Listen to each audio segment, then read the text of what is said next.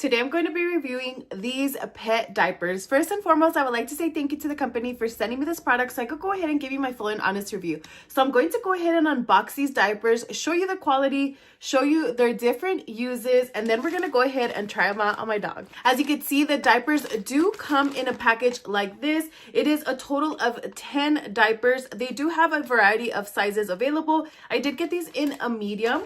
So let me go ahead and open them up. So I'm going to go ahead and take one of them out, give you a close-up of what these diapers look like. As you can see, they have cute little figures. They are little penguins around the diaper.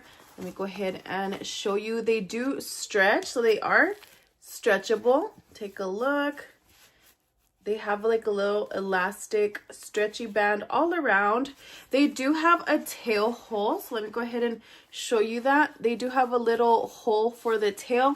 These are perfect if in case you are traveling, if you are potty training, or if your dog is in heat. These are perfect for your pet. Went ahead and flipped them inside out. As you could see, they are absorbent. They do stretch on the side, so they are very breathable all throughout. Overall, if you're looking for a good quality product so you could go ahead and place on your doggy, I would definitely check these out.